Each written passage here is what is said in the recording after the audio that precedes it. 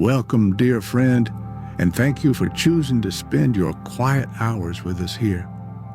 This story has been crafted as a peaceful sanctuary for your mind, a gentle place to rest and let the day dissolve. If you find comfort in our tale, a simple like, a subscription, or a kind comment helps our quiet corner of the world to grow, and we would be so grateful for it. Tonight, we will be visiting the Conservatory of Unclaimed Afternoons, a place where time itself pools like warm, golden light. Join us in this gentle sanctuary, where the air hums with peace and the whispering ferns chime a soft lullaby. Here, in the stillness, is a chance to find respite and a deep, quiet calm. Chapter 1, The Conservatory Door. There are journeys that end not with the sight of a destination, but with the feeling of having finally arrived. Ronan's had been such a journey, a long and quiet pilgrimage guided by the pull of a peace he could feel long before he could see its source. He had walked for days through silent woods and across meadows slumbering in the soft afternoon light. And now his path had ended here, before a simple wooden door. It was an old door, its timber weathered to a soft, silvery gray, almost completely hidden behind a thick curtain of ivy whose leaves were large, dark, and felt wonderfully cool to the touch. It was a door that did not announce itself. It simply waited, patient and unassuming, for someone who was looking for quiet. Ronan reached out, his fingers brushing against the smooth, worn brass of the handle, a metal that held a surprising and pleasant warmth. There was no lock to be seen, no hint of a barrier. It was an invitation. With a gentle push, the door swung inward on silent hinges, and the world changed completely. A wave of warm, humid air washed over him, a physical presence that felt like a soft blanket. It carried with it the most beautiful scent he had ever known, a delicate and sweet perfume of night-blooming jasmine, mingled with the clean, deep fragrance of damp, fertile earth. In that moment, the cool air of the outside world, the rustle of the forest leaves, and the weight of his long walk simply dissolved behind him. He stepped across the threshold into a place of impossible size and profound tranquility.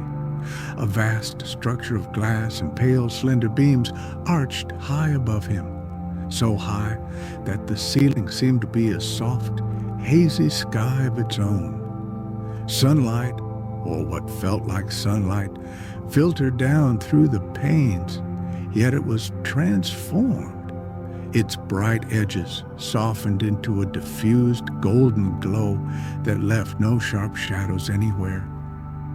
The light pooled on the floor of wide, smooth flagstones, illuminating patches of lush green moss that grew in the cracks, each tiny plant a perfect miniature forest. It was a place of living light, of warmth that seemed to emanate from the very air itself. Before him, at the very center of the immense space, grew a single ancient tree. Its trunk was colossal, its bark the color of pale cream, and so smooth it seemed polished by the gentle passage of centuries.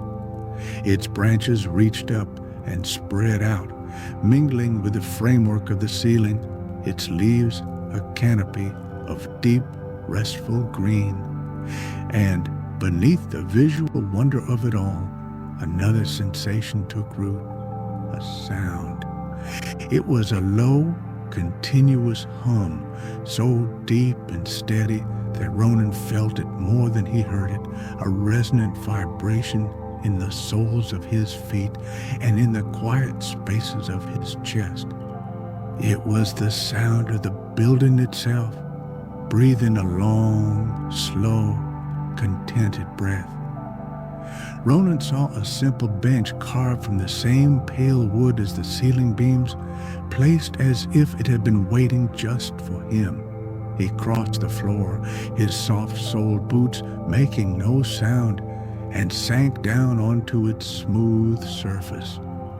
He did not think about where he had come from, or what this place was. For the first time in a very long time, he did not think at all. He simply sat and listened and breathed in the warm, fragrant air. He felt the conservatory's gentle hum aligning with the rhythm of his own heartbeat, a deep and steady beat of peace. The light that filled the conservatory was the color of a perfect lazy afternoon, the kind that feels as if it could stretch on forever. It was a soft, honeyed gold, and it made the air itself seem thick with contentment.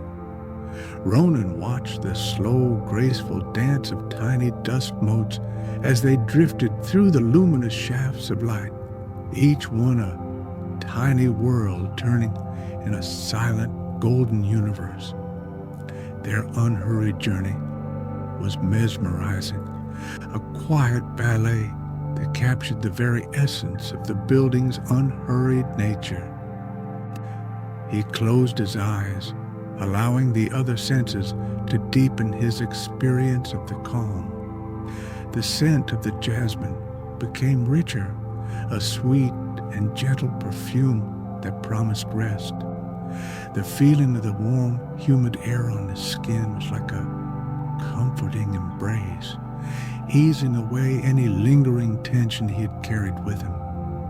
The foundational hum of the building seemed to grow a little louder, a soothing, omnipresent lullaby that vibrated through the wooden bench and into his bones, coaxing his muscles into a state of deep and effortless relaxation. Ronan took a slow, deep breath, and when he exhaled, it felt as if he were releasing years of unnoticed burdens. He was just a quiet observer in a quiet hall, a silent guest in a house of light and air.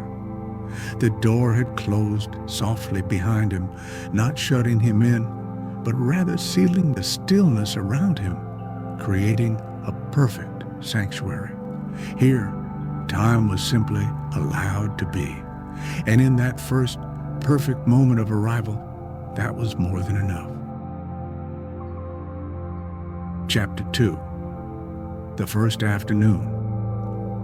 After a long while spent in simple, quiet being, Ronan felt a gentle stirring of curiosity. He rose from the bench, his movements slow and deliberate, mirroring the languid pace of the conservatory itself. He began to walk, his path an aimless, meandering one, drawn forward by the sheer beauty of the place. Giant ferns with velvety emerald fronds unfurled in shaded corners, their leaves so large he could have used one as a blanket. Tiny cup-shaped flowers with petals the color of pale moonlight grew in soft clusters at the base of the great central tree, releasing their sweet scent into the warm air. Every step revealed another small wonder, another detail of this living, breathing sanctuary.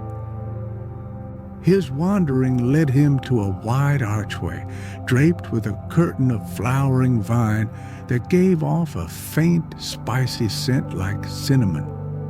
Peering through, he saw a smaller, secluded room, quieter and dimmer than the main hall.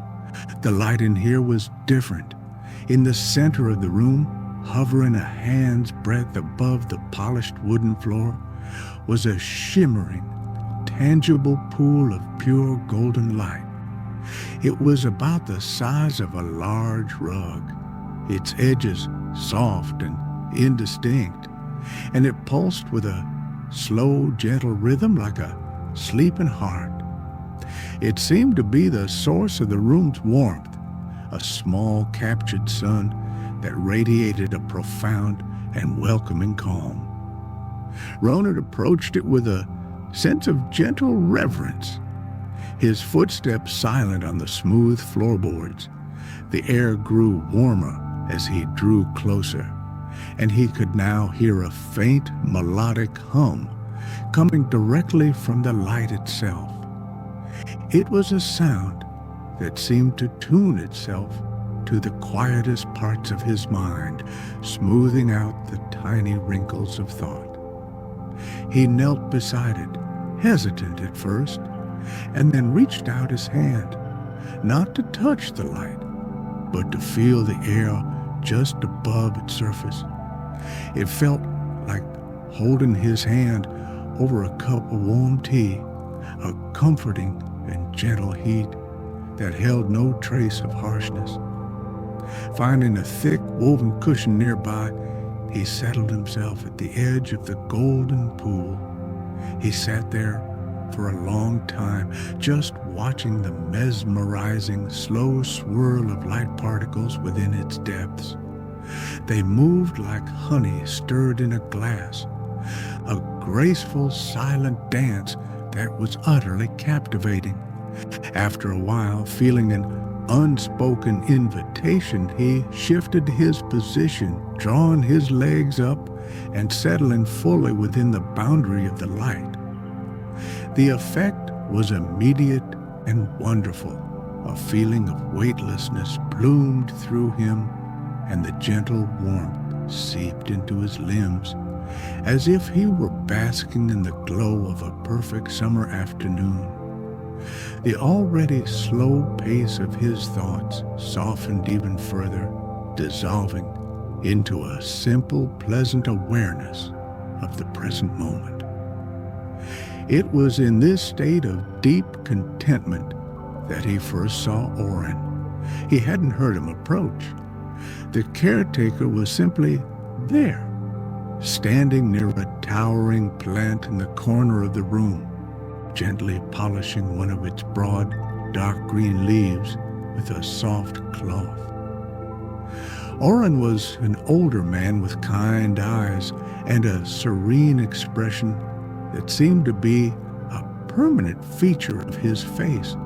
He moved with an unhurried grace, his actions filled with a quiet reverence for the life around him. He looked over at Ronan, his gaze holding no surprise, only a gentle and welcoming acknowledgement.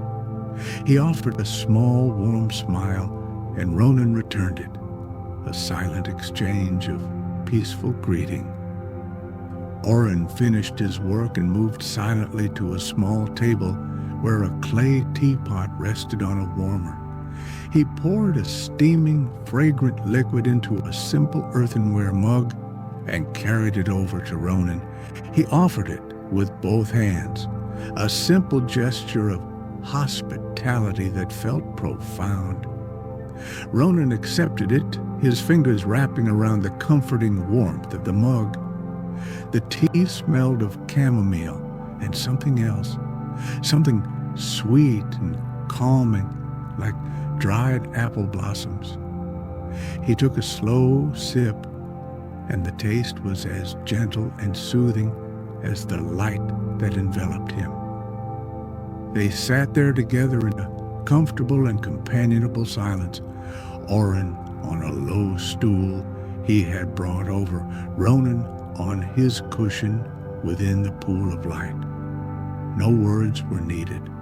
The shared quiet, the warmth of the tea, and the gentle humming presence of the captured afternoon created a perfect moment of connection. It was a peace shared between two people who understood the value of stillness, of simply allowing the world to be exactly as it was. Ronan looked down into his mug at the pale golden liquid that mirrored the light around him. He felt a sense of gratitude so deep and pure it was almost overwhelming. He had been a map maker of quiet places, but he had never imagined a place like this, where peace was not just an absence of noise, but a tangible, glowing presence. He felt the last vestiges of his long journey melt away, leaving behind a clean, quiet space within him, a space that was now filled with the warmth of a truly unclaimed afternoon. Chapter 3. The Library of Settled Light. Days flowed one into the next, marked only by the subtle shifts in the golden light filtering through the conservatory's high glass ceiling. Ronan's awareness of time as a measurable thing began to dissolve, replaced by a sense of being within one long, continuous moment of peace. One morning, after their customary quiet sharing of tea, Oren gave a gentle nod toward a part of the conservatory Ronan had not yet explored. He led the way without a word, his soft-soled slippers making no sound, and Ronan followed, his heart filled with a calm and gentle curiosity. They passed through a corridor lined with the shimmering, whispering ferns, whose fronds chimed softly as they passed, releasing their clean, fresh scent into the air. The path ended at a pair of tall carved wooden doors, which Oren pushed open to reveal a vast, circular library. It was the most beautiful room Ronan had ever seen. Shelves made from a dark, fragrant wood spiraled up the curved walls, filled with thousands of softly bound books whose spines showed the gentle wear of ages.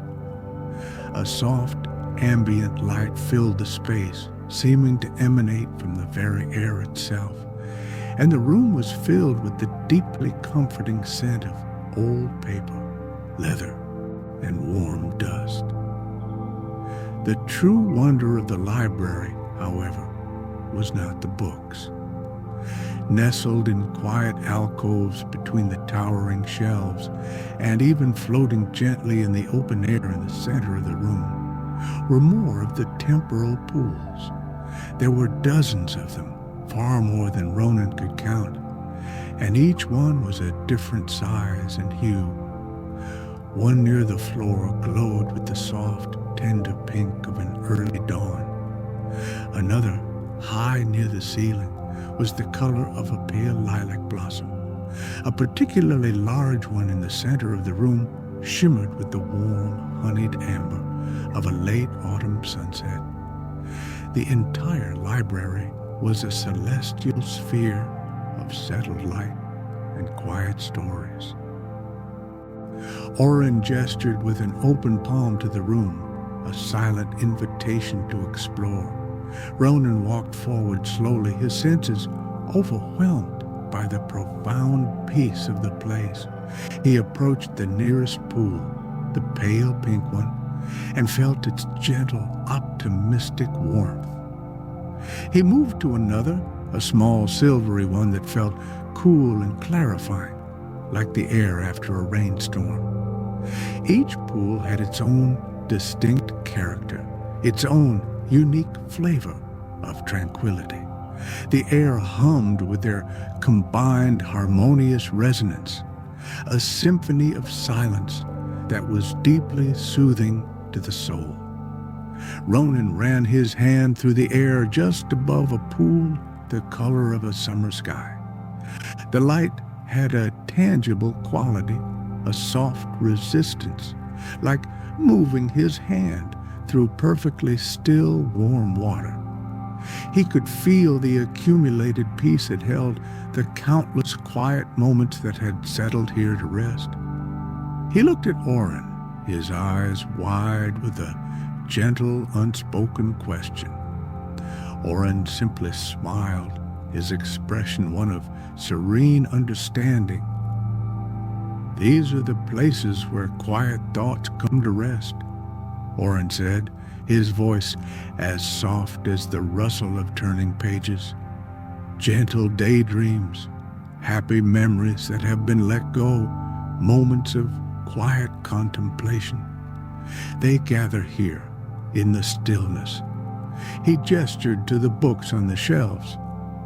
"The stories in the books are quiet ones too, but the truest stories are in the light." It was the most Ronan had ever heard him speak, and every word settled into the peaceful atmosphere like a soft stone into a deep, clear pond. Ronan spent what felt like a lifetime in that library, drifting from one pool of light to another. He did not need to read the books to feel the weight of their gentle wisdom. The entire room was a testament to the beauty of quietude. He found a comfortable cushioned chair near the large amber-colored pool and settled into it, allowing its warm, contented glow to wash over him. He felt as if he was sitting by a fireplace that burned not with wood, but with pure, distilled happiness. He breathed in the complex, comforting scent of the library, the fragrance of paper and time and settled light. This was a different kind of quiet from the main hall. It was a populated quiet, filled with the gentle, unseen presence of 1,000 peaceful reflections. It was a library, not of words, but of feelings. It was an archive of calm, a repository of serenity, and Ronan felt an overwhelming sense of having, at long last, truly come home. He let his head rest against the soft back of the chair and closed his eyes, listening to the gentle, multi-toned hum of the resting afternoons. Each one was a soft note in a chord of profound peace. In the library of settled light, he was not just an observer of tranquility. He was becoming a part of it, another quiet thought settling into the luminous, peaceful whole. Chapter 4. Tending to Time. Ronan's existence in the conservatory settled into a slow and beautiful rhythm, like the gentle tides of an inland sea. He learned not from words or instruction, but from simple shared presence with Oren. He began to understand that the conservatory was not a static place, but a living one that required a gentle, mindful tending. Its peace was not an accident. It was a cultivated state of being, nurtured with patience and a deep, abiding affection for the quiet flow of things. One day, he followed Oren to the corridor of whispering ferns. The caretaker carried a small copper mister, its surface gleaming softly in the golden light. With slow, deliberate movements, Oren began to mist the long, silvery fronds. As the fine droplets of water kissed their delicate surfaces, the ferns responded with a cascade of soft, melodic chimes. Each plant had a slightly different tone, creating a harmonious random music that was as clear and refreshing as the water itself. A clean scent of cool earth and fresh air filled the corridor, and Ronan found himself breathing more deeply, his mind feeling wonderfully clear and uncluttered. Oren offered him the mister, and Ronan took it, copying the caretaker's gentle motions, feeling a quiet joy in contributing to the music of the ferns. Another afternoon found them in the main hall, beside a cluster of enormous plants with leaves so large and dark green they seemed to drink the light. The leaves were coated in a fine layer of dust that dulled their natural sheen. Oren held a piece of soft, damp moss in his hand and began to wipe a leaf, his strokes long, slow, and careful. He revealed a glossy, vibrant surface beneath. Ronan found his own piece of moss and chose a leaf, beginning the same simple, repetitive motion. The work required no thought, only a gentle focus. The feeling of the soft moss, the sight of the gleaming leaf, the quiet companionship with Oren. It was a perfect, moving meditation. Their quietest moments were often spent by the grand unlit hearth at the base of the central tree. Set into niches in the smooth clay-like structure were the hearth cores of memory. They were dark, smooth objects shaped by time and warmth that fit perfectly in the palm of a hand. Oren showed Ronan how to simply sit and hold one, or rest a hand upon it where it lay. When Ronan placed his hand on a hearth core, he felt a subtle, immediate warmth spread through his palm. It was followed by a wordless, gentle feeling, an echo of a past contentment. One imparted the deep comfort of a warm blanket on a cool evening. Another held the quiet satisfaction of watching a flower slowly open. There were no images, no stories, only the purest distillation of peaceful feelings, absorbed and held by the hearth cores over countless years. Through these simple shared activities, Ronan felt his own internal world shifting. The persistent hum of his own thoughts, the part of him that was always analyzing, planning, or remembering, grew quieter and quieter each day. It was replaced by a simple, profound awareness of the here and now. He was not thinking about polishing the leaf. He was the feeling of the moss on its surface. He was not thinking about the sound of the ferns. He was the chiming music itself.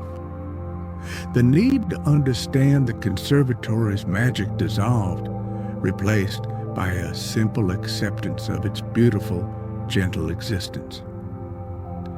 He began to see the temporal pools not as strange phenomena, but as a natural expression of the conservatory's essence, just as a flower produces a fragrance. They were the collected sighs of a peaceful place. He would spend hours sitting within a pool of soft lilac light, not seeking anything, not expecting anything, just allowing its calming energy to be near him. He found that the less he tried to think, the more he could feel. One evening, as the light in the conservatory deepened to a soft, dusky rose, he sat with Oren by the hearth, a warm hearth core resting in his lap. He felt a wave of pure contentment wash over him, so simple and so complete. He looked at Oren, whose eyes were closed in a state of serene meditation, and a quiet understanding bloomed in Ronan's heart. He was learning to tend not just to the plants and the light, but to the stillness within himself, and he was discovering that this inner quiet, once cultivated, was the most beautiful garden of all. Chapter 5. A Pocket of His Own. Time in the conservatory did not pass so much as it deepened, like color sinking into cloth. What might have been weeks or months in the world outside felt like a single, seamless, and perfect afternoon. The Ronin who had arrived at the ivy-covered door, a quiet man seeking peace, had slowly, gently been transformed. The peace he had been seeking was no longer a destination to be found, but a state of being he now inhabited, as naturally as breathing the warm, jasmine-scented air. He felt restored in a way he had never imagined, his inner landscape as verdant and tranquil as the conservatory that sheltered him. He had become attuned to the subtle life of the building. He could feel the gentle ebb and flow of energy from the temporal pools, knew the precise moment a night-blooming flower would open its petals, and could distinguish the individual chime of each whispering fern. He and Oren continued their days in comfortable, quiet companionship, their shared tasks a form of silent conversation. The need for words had fallen away almost completely, replaced by a deeper, more intuitive understanding. Ronan felt an immense, quiet gratitude for this sanctuary and for the gentle soul who tended to it. One day, his slow, meandering walk led him to a small alcove he had passed many times, but never truly noticed. It was a simple, curved space in the wall behind the great central tree, just large enough for one person to sit comfortably. A single high pane of glass allowed a soft shaft of the conservatory's golden light to fall upon a smooth, worn stone bench within. It felt like a place designed for quiet contemplation, a small pocket of solitude within the larger piece of the hall. He felt drawn to it, a gentle pull toward this forgotten corner. Ronan stepped into the alcove and settled onto the bench, which was pleasantly warm from the light. He leaned back against the cool, smooth curve of the wall and closed his eyes. He did not seek meditation or try to empty his mind.